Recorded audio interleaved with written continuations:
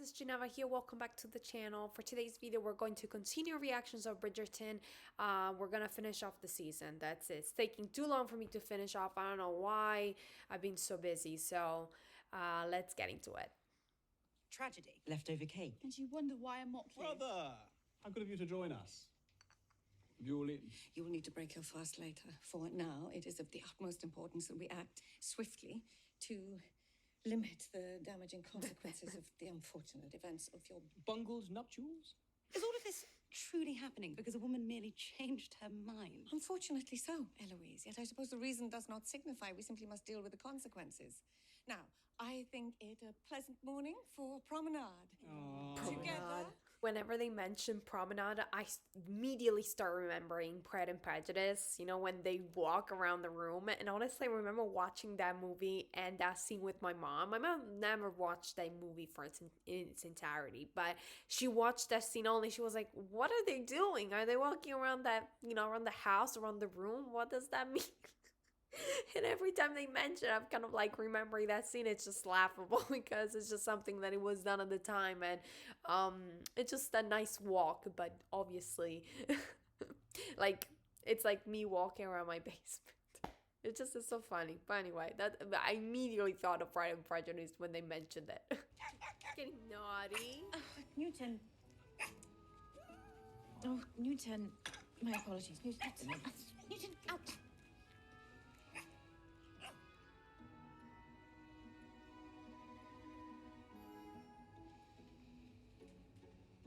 Was I truly that blind? Indeed she was. Oh my gosh. That's so embarrassing. Oh my god, I don't remember this from the book. Oh my god, I don't know why. I guess I just want to get to the scene. I want to, like, oh my god, they're dragging it too much. Come on, let's go. I've heard that this episode is the episode that I've been waiting for, you know, that we all have been waiting for, you know, after the slow burn. You know, we don't drag it afterward. The slow burn is fine, but now we have to come to a resolution to, you know, to the event. How thoughtful of you, Lord Bridgerton. Now, remember, before we are to send out our invitations, we must appear to be enjoying each other's company. Shall we?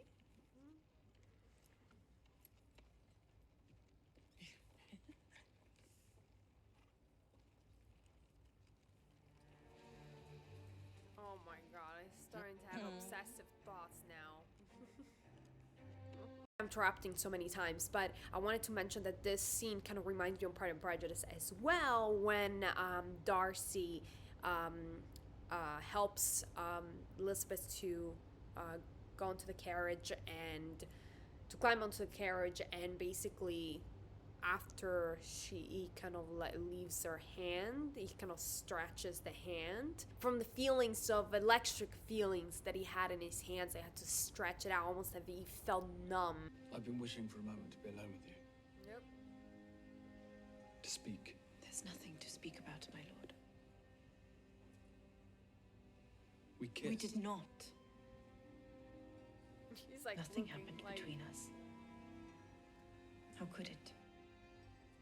You were my sister's intended. There's no world in which we could kiss. It's like, what's wrong with you? Are you quite serious? We did a terrible thing.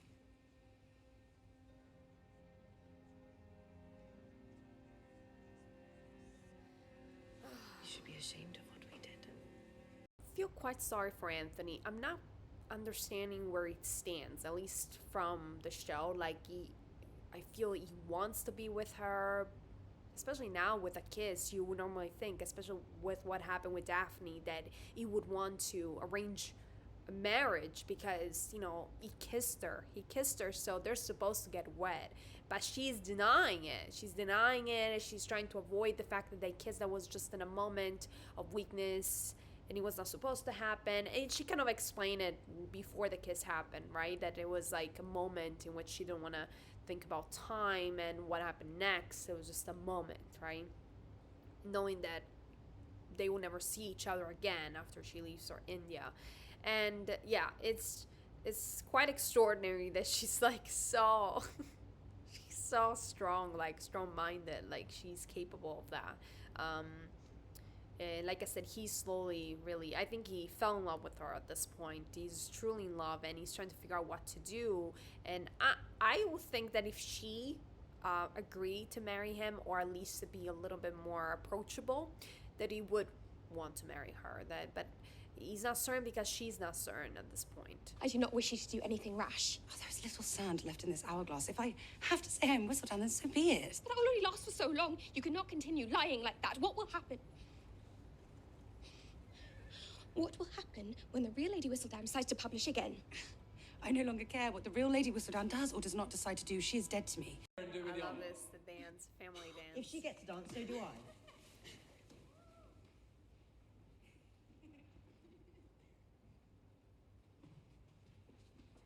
Come, show this dowager the benefit of all these lessons I hear you've been taking, Mr. Bridgerton. He is much better than me, I will say. Something lively. Country dance, perhaps.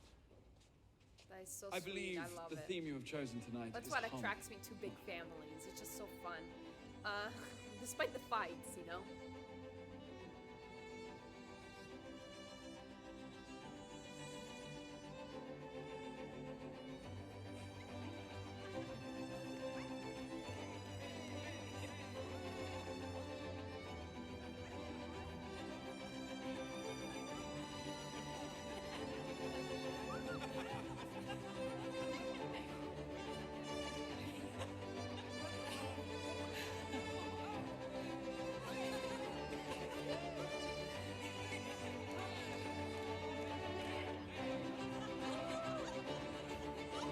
I love that scene. It was beautiful because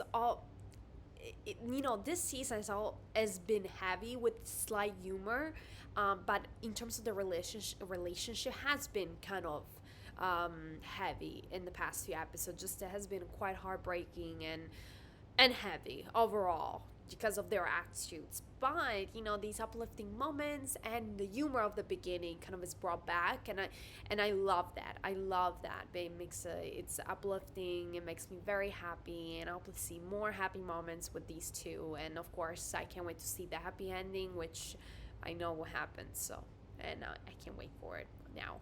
I just wanted to express a moment with Penelope. Now, Penelope's storyline is not the one that I mostly like.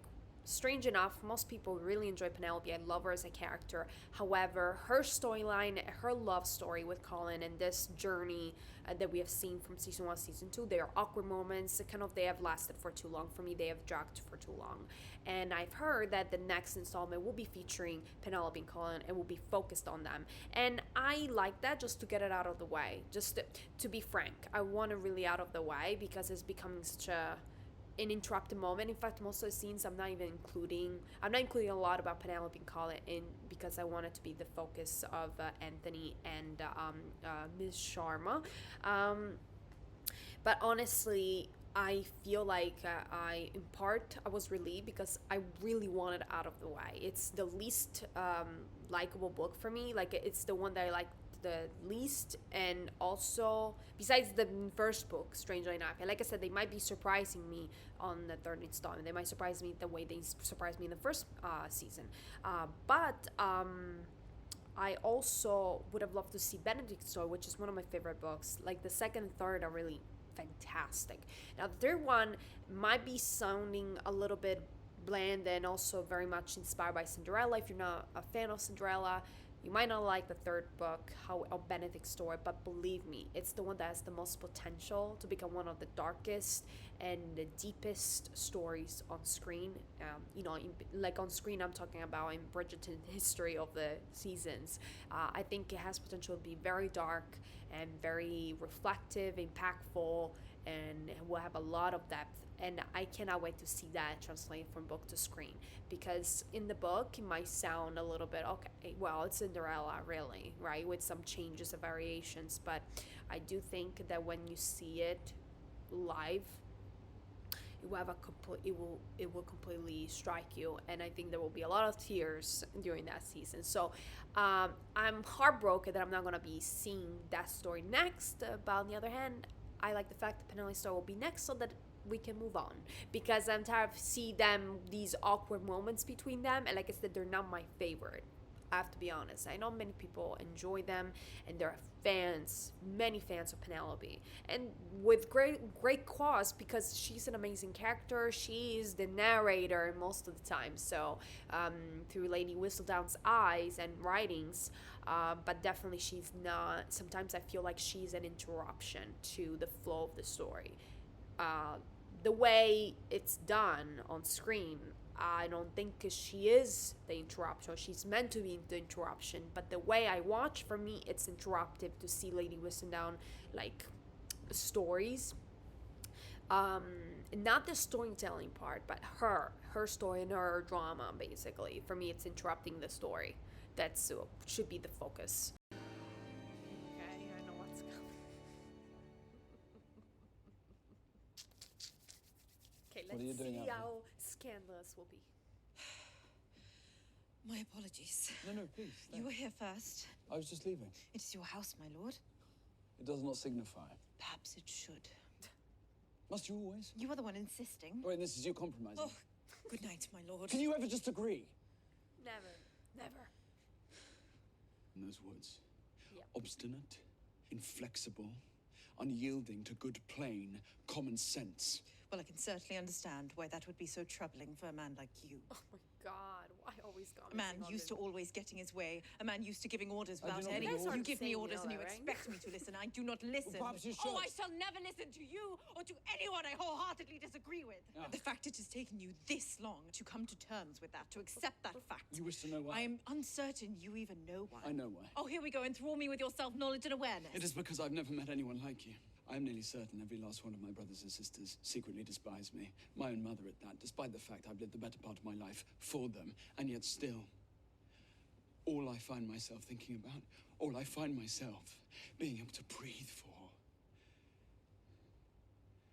is you. No matter how much I must remind myself, I am a gentleman.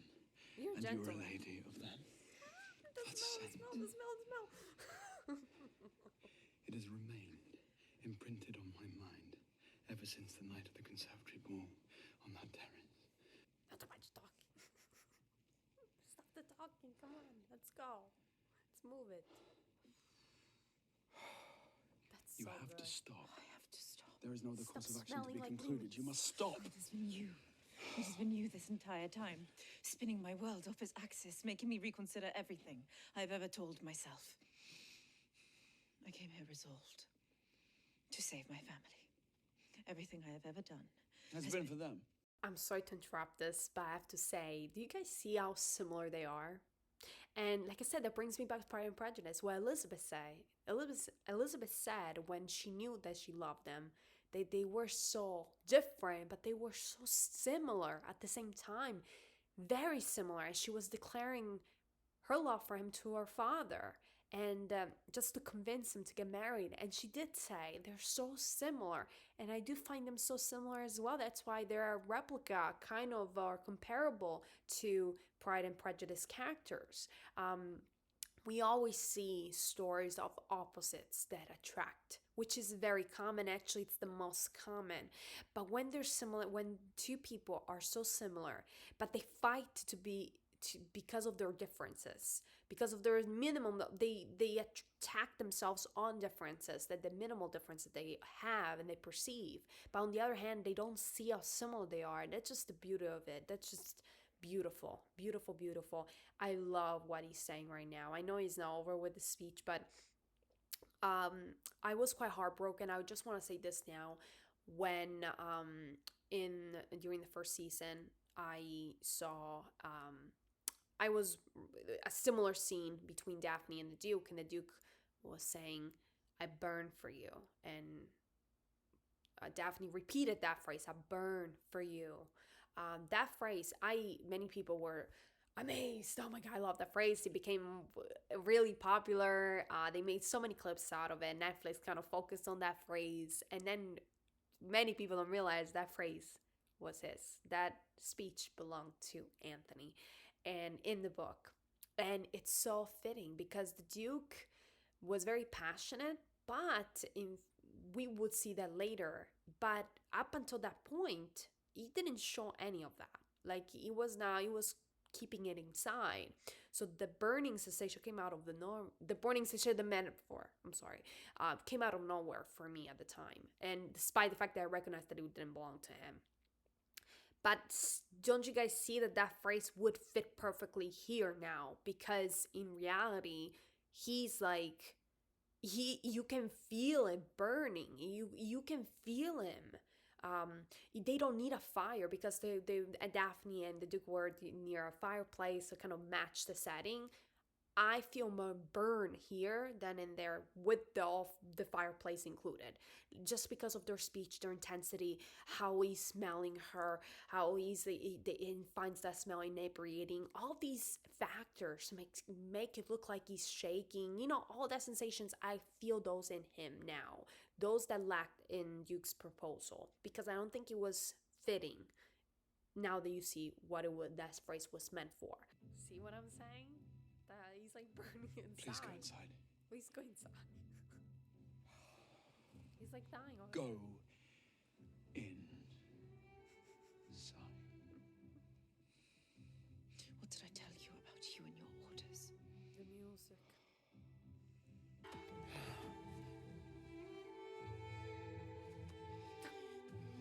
Starting off, finally. I will stop. Do not stop. I will stop. Do not. Not stop, gentlemen. Appreciate the holding of the hands. That was such a beautiful touch. Oh my god, I loved it. I loved it. I love the attachment. I love it. We don't see everything here. Oh, now we're gonna proceed and see, but we have one more episode, so I would presume there's not gonna be a lot skin showing between this episode and next episode. Like that, I think. The last season there was like 2 episodes, was like on and on like on and on, like it will just keep repeating these sexual scenes that I personally did not care for. I would skip like it was too much for me to watch. But I'm very conservative when it comes to intimacy. I'm the kind of person who likes the illusion of it. They give you a sneak peek, because then they bring you back, they make you curious. You know, those types of love scenes, I have to say, are the ones that are more appealing to me to watch and more romantic. I believe she starts thinking about what she did, because of course, remember, they are now married. So see how effective that is, how more effective that is, that they showed you even the more pornographic, kind of more visual, more evident, intimate moments, more in your face moments, basically, only in her mind, replaying her mind, just sneak peeks. Isn't that more effective than just seeing that? Like, if we have seen like the tongue and all that during the sex scene, the actual intimate scene, it would have been less effective than done in this matter. In this matter, it's much more effective because it makes you want to watch more, and it makes you more curious. Like, you say, oh, okay, give me more, let me see. Like, it's more curiosity, but it's in their mind. So it's just showing us a peek to our mind. So that's more visually appealing, more experimental kind of looking, and I definitely prefer it. What's happening next, which is not pleasant, but I'm sure he wants to marry her. I know it is early, but can you please tell her that I'm here? I'm afraid that that he it's wants not to get possible. married. She That he doesn't seem wants to be to- here. After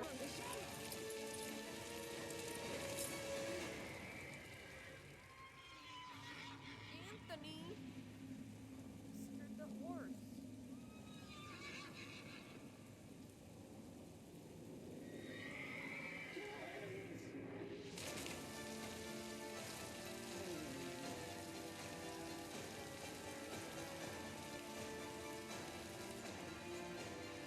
Finish it like that. Hey guys, that was episode 7. Oh my god, this episode was absolutely lovely. I really I really enjoyed it. Now I did express my opinions on the intimate scene. I would presume that will be the main one. If there are any other sneak peeks, probably they will be brief and it will be to the point. Like, it wouldn't be like too much showing too much skin, or that's what my prediction is. But that seemed like the main intimate scene. The main explosion, which was absolutely endearing, and I loved that we saw flashbacks kind of in which went a little bit further behind, and behind what happened during that moment, and that was playing in her mind. So we were looking through her eyes and what she felt. So that was absolutely amazing. I think this episode exceeded greatly the first season in terms of passionate action, even the intimacy parts. I prefer this intimate scene over the ones, the many